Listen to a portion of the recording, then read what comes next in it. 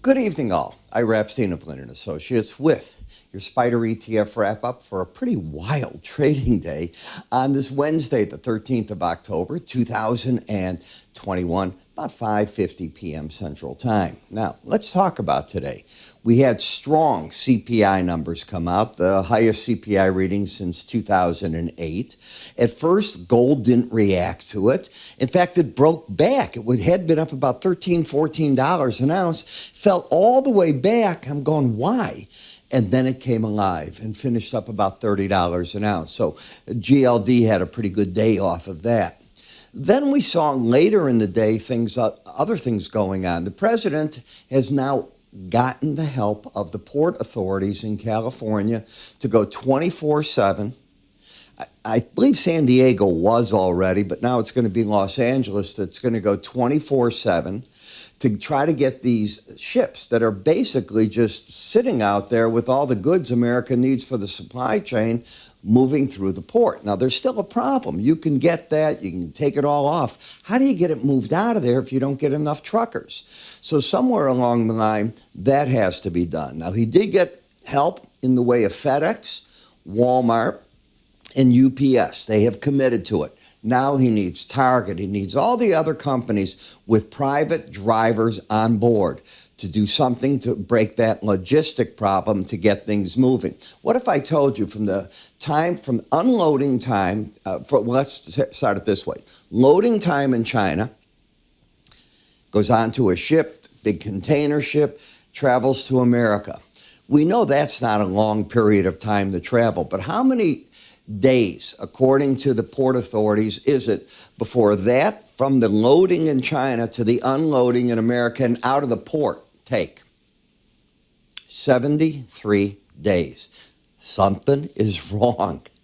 Something is broken. I'm glad the president's involved, and I hope everybody takes a hard look at that. But those are only some of the things going on. It was a day full of news. Russian President Putin ran to the help of Europe and said they will produce all the natural gas that Europe needs. You do understand this is the influence of Russia now taking over. They have the oil. OPEC dare not do anything without Russian approval. Then you get into the price wars. We already saw what that did, so they're not going to do that again. And Russia controls a lot of the oil that goes to Europe, of course, and the natural gas. Their fingerprints getting on everything. I didn't say that's bad. I'm just saying it's getting on everything there. When we look at Microsoft, you're in a stall. So the market has now come back. We're getting all that sideways action out of it. You have a higher high, lower low pattern. What is a swing line if you're new to watching this? There's 5 steps in a swing line. It's all taught in my charting course. You have 5 different types of a bar line every day. You can have a higher high, you could have a lower low, you could have an inside day, you can have an outside day up or an outside day down. And I'm not going to explain every one of those. If you're a chartist, you understand what I just said. I developed a technique with rules to decide where a line should be drawn on each one of those patterns. And what I'm looking for is to see, are we trending? Is the market making a pattern of higher highs, higher lows, lower highs, lower lows, or mishmash with a higher high, lower low, which is what this is. This is that professional word, mishmash. Higher high, lower low, and the market fighting right here at the 18-day average of closes. Now, the 18-day average of closes, learn to think of it as the DMZ zone. It's neutral. When the market's under it, it often rallies back and fights at it. When the market's above it, it often comes back down on the corrections and fights against it. It's from the 18-day average that everything in a chart sets up.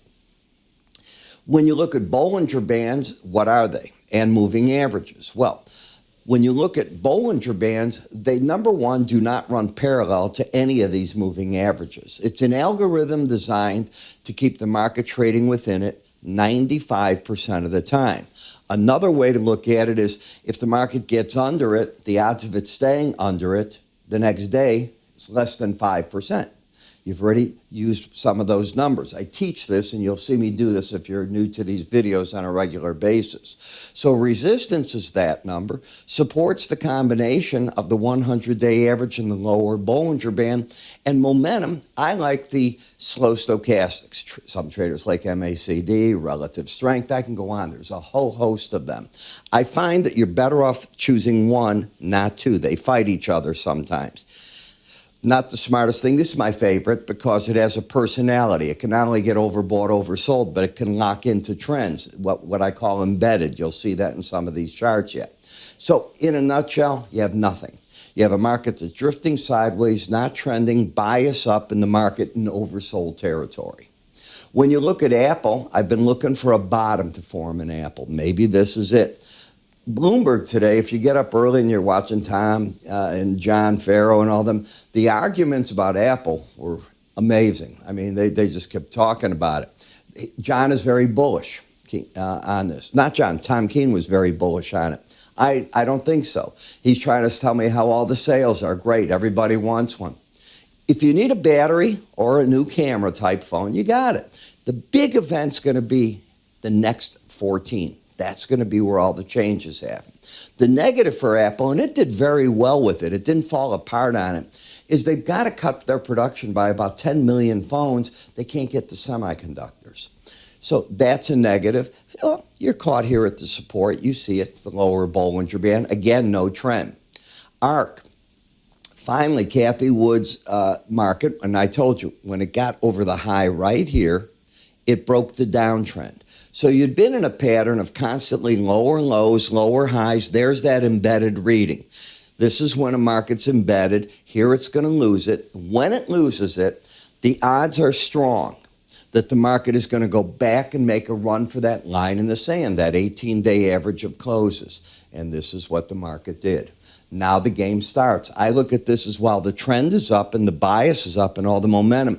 I don't know if the market's just ready to pick up and run. I'm friendly now. Until the market takes out 109.76. Still looks good to me. When you look at XLI, lower highs, lower lows, what number is the market fighting against? The 200-day average of closes. What is the trend? Well, the swing line is down, but the market's over the 18-day average. So the bias is up, the two counter each other out, and momentum going flat. In the semiconductors, you're in an uptrend, because you have higher lows, higher highs, but because you're under the line in the sand, that 18-day average, the bias is down, and rallies to it are being met with resistance. That's what we talked about just a while ago. You get under those numbers, you often fight at that 18-day average. That's what's going on right there, and it's oversold. CNBS, okay, I'll change between THCX. There's so many different cannabis ETFs that I watch. But this one right now is doing something. Now, stay with me. Both numbers are under 20. Both numbers here under 20 and the day before. It's called embedded. So until the red line closes over 21, I contend the pros are selling the market on rallies, still looking for the lower Bollinger Band. When you take a look at XHB, okay, so we have a lower low, higher high. What do you do with that? And all the market did is run back to one time. The 18 and the 100-day average stayed under it. Okay. It appears to be out of the downtrend, but I don't think it's begun an uptrend. In the energy sector, you still have the embedded reading. So until the red line closes under 79, I contend breaks like this are what the pros are buying. Get it to close under 79, I think they'll dump their positions. Emerging markets. I mentioned to you yesterday right here that this is starting to act better, and you can see it. Now, you're already overbought, so it wouldn't surprise me that you have real problems back at the 51.49 level, the upper Bollinger Band, but this big break ended. And now the question is, the market has to rebuild itself, as I see it, to decide what to do. I wish I could give you one reason why gold suddenly decided for the first time to pay attention and hold a big gain on an inflationary number. It has failed. It has acted miserably. Do you remember back here when I was talking to you, I said, this is such a disappointing market. And it did. It collapsed. Could it be that we've run the course on the downside? It's worth you thinking about. When you go to the gold miners, if gold's good, this is good. Now you're over the upper Bollinger Band. I'll tell you this, if you haven't taken my enhanced Bollinger Band course, you want to. 8 video chapters. The whole thing's going to take you an hour and a half, 2 hours to go through. You will learn this. The percentages are you will not. Is that bearish? No, that's not what it's about. It's about making the smart money moves and learning where to take money off the table because you've been in an uptrend. Now you're up to that number. Could you run higher? Sure you could. At any point, you can run up to these upper numbers, but that's not the high percentage play, and it's not to be bearish. TLT, you ended this run on the bear side. This is what you call the embedded reading. If the number closes over 21, you want to be out of shorts. And now you're just looking to see, okay, I don't know exactly what's going to happen next, but that leg of the market ended. Does that make sense? That's how I look at that.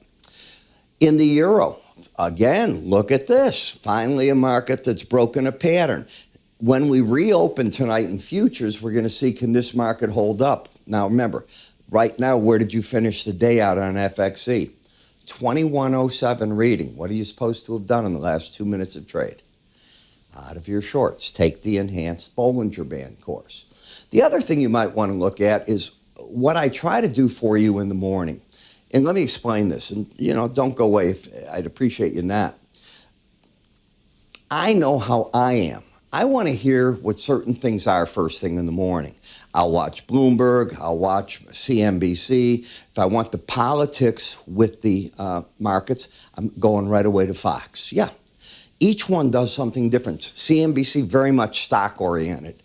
Bloomberg, very much index-oriented. And the combination of indexes, more or less, with politics in Fox. They may not know that, but you watch it, you'll see. Well, I tie all this information together in news, charts, and everything for you. First thing with a combo package. You know that your ETFs, many of them, are based on what the futures markets are. If you don't, think about it. Many of them actually have to have futures positions to balance out their long and shorts, whatever they're getting, the redemptions and so on. That's how it's going to work. So I start you off in the futures. I start recording at 5:30 in the morning. You've got your handful. I cover over 40 markets. And then after 9 o'clock, I start recording for the ETFs. Why 9 o'clock? Because the news of the day comes out typically in the U.S., and I'm talking government reports and so on, between 6 a.m. and 9 a.m. That is where the mass of them are. I want to cover those. I've given you early in the morning what's coming out. Now, those that I couldn't cover because they didn't give you the information, I'm covering here. And I'm giving you the analysis of that, tying it all together, what I think you should do. And that's the key. I will say buy here, sell there. This is what I think you should do. You take it from there. Why? Because I'm giving you the chart picture with it. I've got more studies than these. If that sounds like something you want, it's so easy. For $16.90, you get 48 videos a month, each an average of 20 minutes long. You don't have to watch the whole thing on our website. If you go there, there's a scroll bar. So let's assume you wanted to go to, with all this going on, TLT. Just go into the interest rate section. Boom, it's big letters. It tells you, oh, I'm in interest rates. Drop it, play it. I can't make it any simpler than that. Go to our website, www.iraepstein.com, under the word research, and take a look at our front page. You're going to see how different it is. We're getting a lot of comments on it. I think you're going to like that. I'm Ira. You have a good day.